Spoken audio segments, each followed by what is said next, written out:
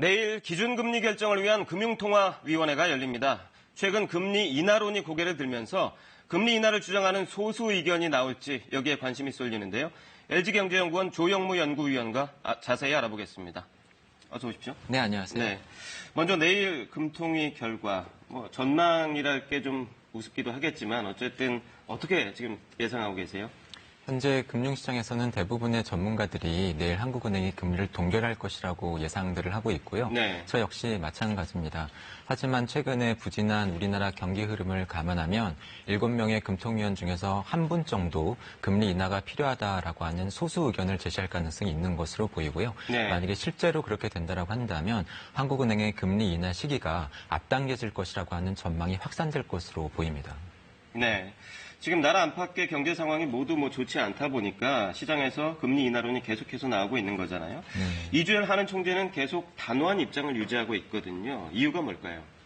사실 지난 2년 동안을 보면 한국은행은 두 차례에 걸쳐서 모두 0.5%포인트 금리를 인상했는데요. 네. 그럼에도 불구하고 여전히 금리가 낮고 돈이 많이 풀려 있고 그렇게 풀린 돈들이 대출로 풀리면서 부동산 가격이 여전히 높은 수준이다라고 하는 의견이 많습니다. 네. 이것이 한국은행의 부담으로 작용하고 있는 것으로 보이고요.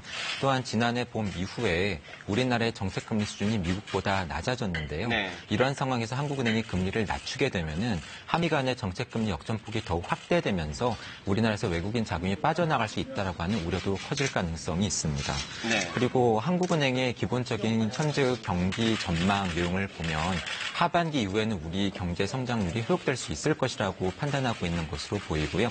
특히 현재 우리 경제 성장률 수준이 잠재 성장률 수준에 비해서 그다지 낮지 않은 상황이다라고 판단하고 있는 것으로 보여서 네. 이러한 점을 감안하면은 한국은행은 금리 인하 필요성이 크지 않다라고 생각하고 있는 것으로 보입니다. 네.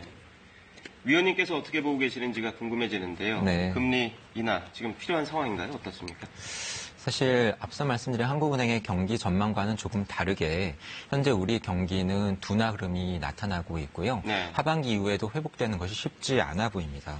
실제로 올해 1분기에 우리 경제 성장률을 보면 전분기 대비 마이너스 0.3% 성장해서 역성장을 기록을 했고요. 네. 특히 하반기 이후에는 수출이 살아나면서 경기가 회복될 것이라고 하는 기대가 있었는데 우리 주력 수출 제조 업종인 반도체의 업황을 보면 그러한 기대가 실제로 현실화되기 쉽지 않아 보이는 측면도 있고요. 네. 또한 이러한 경기 둔화에 대응해서 정부는 7조 원 수준에 육박하는 이러한 추경을 현재 편성해 놓은 상태인데 네. 국회 통과가 지연되고 있고요.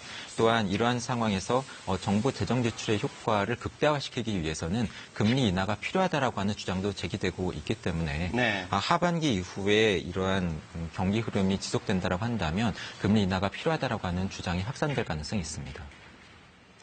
이번에 좀 다른 얘기를 해보겠습니다. 미국 재무부가 우리나라를 환율 관찰 대상국으로 그대로 유지를 했어요. 그러면서 이 상황이 유지되면 다음번엔 관찰 대상국에서 제외할 수 있다 이렇게 밝혔거든요. 그런데 관찰 대상국에서 벗어나면 우리한테 좋은 점이 뭐가 있습니까? 어떻습니까?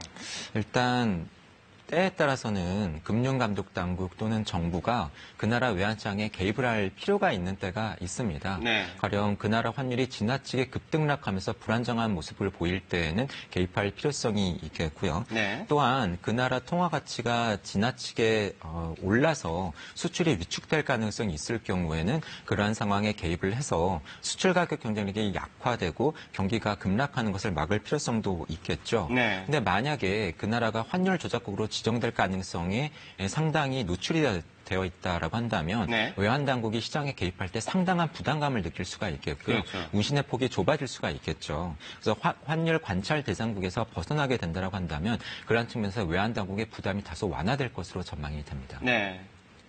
원달러 환율이 오늘 다시 하락하긴 했지만 최근에 추세적으로 보면 꽤 많이 올랐더라고요. 네. 어제는 1190원대에 진입하기도 했었고요. 환율이 오르는 이유 좀 설명을 좀 부탁드리겠습니다. 사실 여러 가지 국내외적인 요인들이 복합적으로 작용을 하고 있습니다. 네. 글로벌한 측면에서 보면 이미 상당 기간 동안 전 세계적으로 미국 달러화의 가치가 올라가고 있어요. 네. 그러다 보니까 그 반대편에 있는 유로화라던가 일본 위안화, 일본 엔화, 중국 위안화, 그리고 우리나라 원화와 같은 다른 나라 통화들의 가치가 전반적으로 떨어지고 있습니다. 네. 하지만 그러한 가운데서도 특히 우리나라 원화가 최근 들어서는 큰 폭으로 가치가 떨어진 셈인데요. 거기에는 아무래도 앞서 말씀드린 것처럼 1분기 성장률이 매우 안 좋게 나오고 네. 향후 우리 경기가 회복되기 어려울 것이다. 한국 경제에 대한 낙관론이 약화되면서 우리 경제를 비관적으로 보는 외국인 투자자들이 늘어나고 있고 이것이 우리나라 통화 가치인 원화의 가치를 떨어뜨리고 있는 중요한 요인이 되고 있는 것으로 보입니다. 네. 그렇다 보니까 향후에도 전 세계적으로 주요국들의 경기가 안 좋아진다라던가 또는 우리나라와 관련해서도 부정적인 경기 관련 지표들이 발표가 되게 된다고 한다면 원화의 가치가 더욱 떨어질 가능성이 있습니다. 이 환율이 오른다는 건 원화 가치가 떨어진다는 뜻이잖아요. 보통 네. 이렇게 되면 수출에는 오히려 호재로 적용할 수도 있는데 지금 상황은 그렇지 않다 이런 얘기가 있거든요. 왜 그런지 짧게 설명 부탁드립니다. 예, 최근에 그러한 이야기들이 있는데요. 일반적으로 통화 가치가 떨어지면 수출 가격 경쟁력이 높아져서 수출이 늘어나는 것이 일반적이지만 네. 최근 상황을 보면 우리나라의 주력 수출품인 반도체 같은 경우에는 이런 환율 움직임보다도 자체적인 업황에 의해서 영향을 많이 받고 있는 것으로 보이고요. 네. 우리나라 기업들이 해외 공장을 많이 짓다 보니까는 과거처럼 이러한 수출 가격 경쟁력 제고 효과를 누리기 어려운 측면도 있습니다. 네, 그렇군요. 오늘 설명 잘 들었습니다. 네, 감사합니다.